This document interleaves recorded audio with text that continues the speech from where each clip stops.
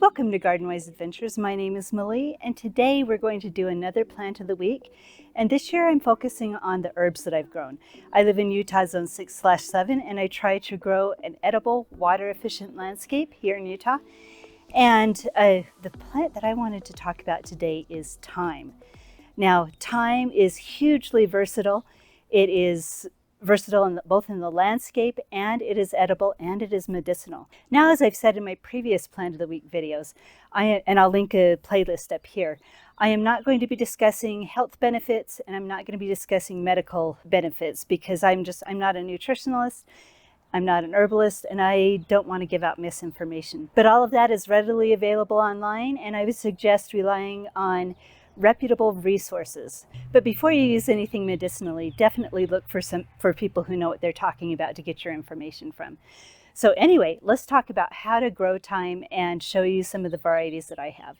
Now, before I show you the varieties that I have, let's talk a little bit about thyme hardiness. It's hardy between zones 2 and 9, and the majority of them will definitely survive the cold of temperatures between zone 5 and 9.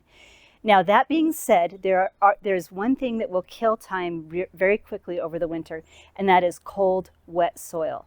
If it doesn't have good drainage and it sits in cold, wet soil, the roots tend to rot and they don't survive the winters.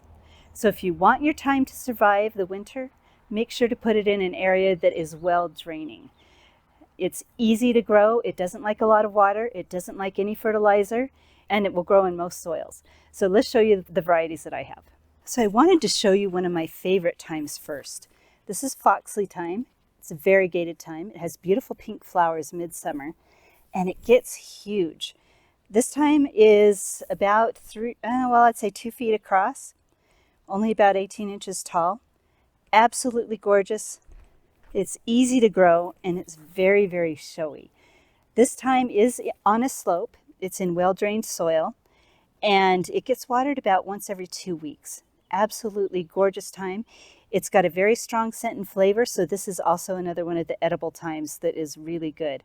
So you can take this inside and dehydrate it or use it fresh, whatever way you would like. And I love the variegated edges on the leaves and how some of the leaves are white. It's just very, very attractive and showy. Now, this is another little guy. I think this is just called golden thyme. It's got some white variegation on the leaf, and what I've noticed is it seems that any of the highly variegated thymes with the more yellow coloring seem to struggle a little bit more in my soils. I do have a little heavier soil, especially down here, that stays wet a little bit longer.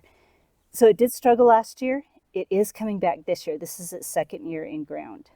Now, I do not know the name of this variety. It's just a beautiful low-growing green variety.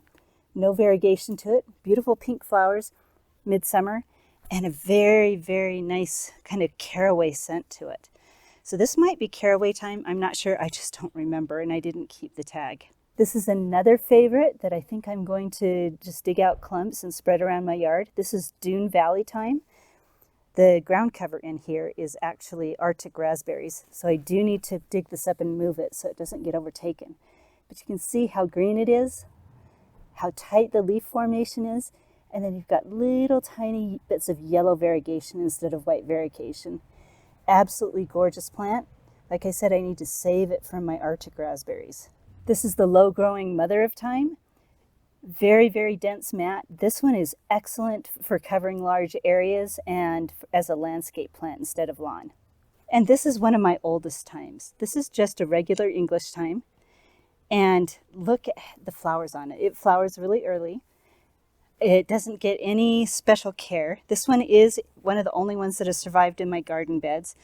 But it reseeded itself here and grows along the edge where it's a little bit drier, where it has a little bit better drainage. And it just kind of tends to reseed itself all over the place. I usually let one survive up here, and the bees absolutely love it. And then this is just another English thyme. It might be a little bit a different variety than, I don't know if there's different varieties in the English thymes. This one was planted 2 years ago. It is flowering like the other one, but it has a little bit more of a taller, open habit to it. Now, there are hundreds of varieties of thymes. dozens of different scents and flavors, and many different uses of thyme. There's the really low growing thymes that can be lawn substitutes, although they don't take foot traffic very well. And then there's dozens of different varieties that can be used in cooking. So I really would love to hear your experience with thyme. Which ones are your favorites? Which ones do you have experience with? And do you have any suggestions to help them get through the cooler, wetter winter areas? So hopefully this video has been helpful to you. If it has been helpful, I hope you like, subscribe, share it with your friends, and go have a wonderful day.